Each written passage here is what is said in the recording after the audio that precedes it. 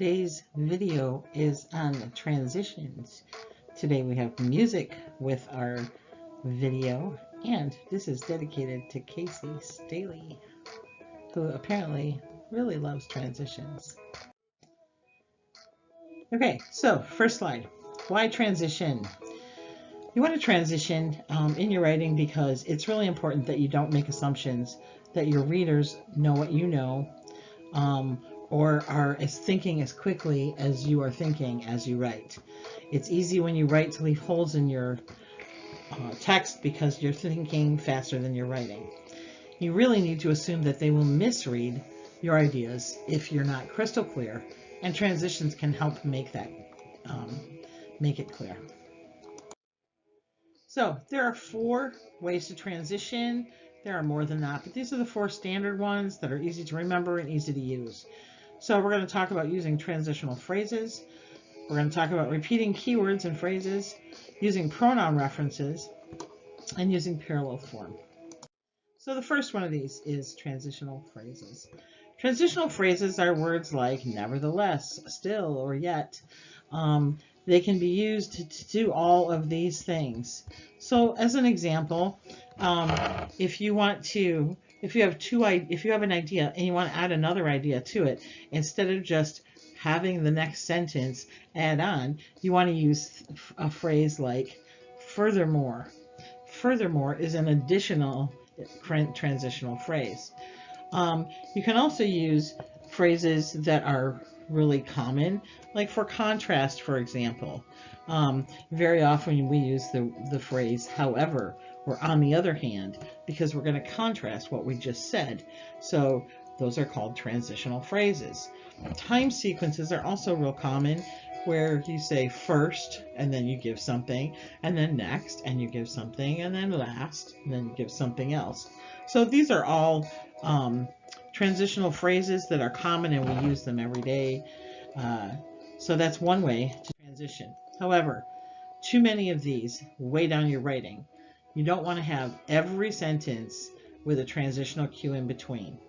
If you do that, then your writing is going to sound really contrived and unnatural.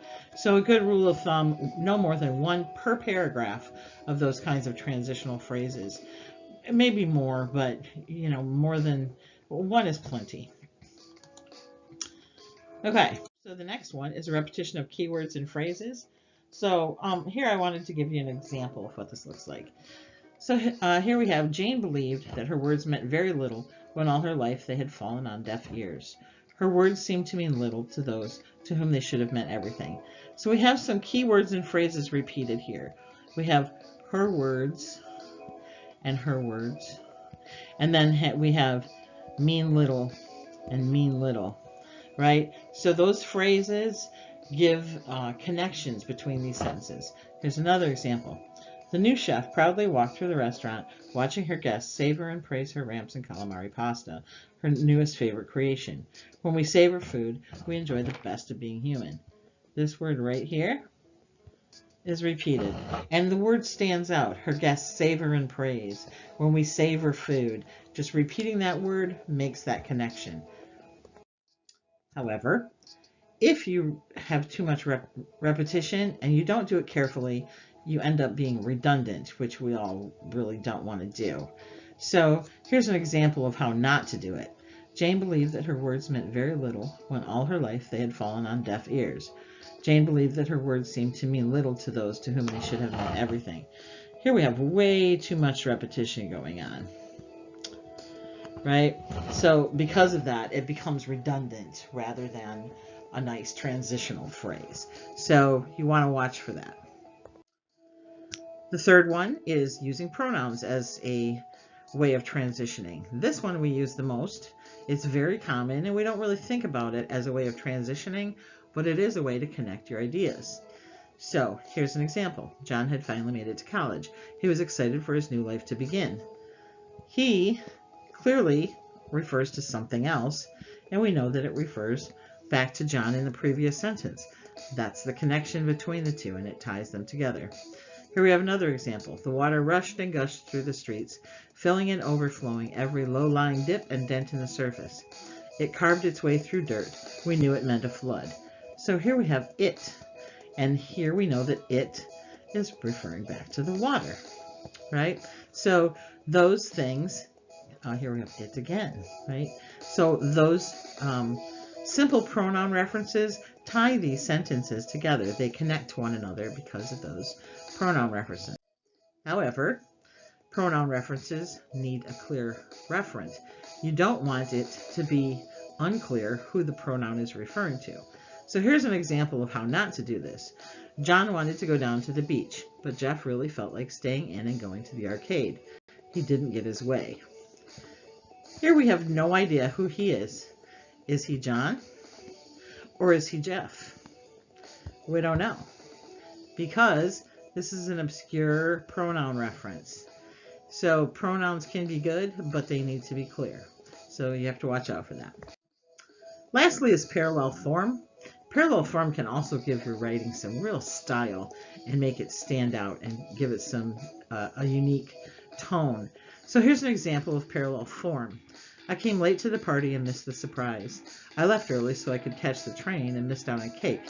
I wished I had more time so I wouldn't keep missing out on life. So here we have some parallel things going on here. We have I came and I missed. I left and I missed. I wished and I missed, right? So that parallel structure where we have those same three things going on over and over, that parallel structure connects all of these. Notice there are no pronoun references. There are no transitional phrases, but that parallel form makes these ideas connect as well. However, as before, too much of a good thing becomes a bad thing. I'm sorry, I just couldn't resist that picture. It was god-awful, but so the same thing with the parallel structure. You can't have all of your sentences parallel. Then, again, you become repetitious in a bad way. Okay, so here is a paragraph without transitional cues. Communication is often the key to a successful relationship. Often romantic relationships end. Long-distance relationships turn out to be the strongest ones. Only being able to communicate through technology such as phones and computers can be very stressful on relationships. Lack of physical contact means romantic relationships can be unsuccessful. Communication through text allows for no distractions. There's a lack of physical cues which can make communication more complicated. Take a minute, pause this video, and look at that paragraph. And really think about how badly it reads and how you really aren't sure what it's saying because of the lack of transitional cues. Now look at the difference. This one has transitions. Communication is often the key to a successful relationship. Without communication, often romantic relationships end. However, long-distance relationships turn out to be the strongest ones. They communicate only through technologies such as phones and computers. They communicate without physical contact, yet they also communicate without distractions. So even though a lack of physical cues can make communication more complicated and limit technologies can put stress on a relationship, if communication is maintained, relationships can work.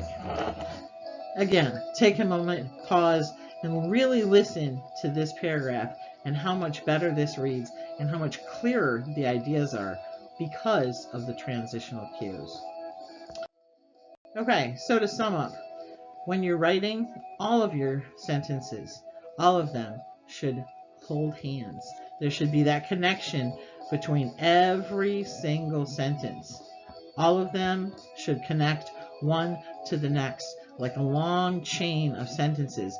And this will give your writing a nice, smooth, coherent feel and make your ideas significantly clearer. And here's our music credit.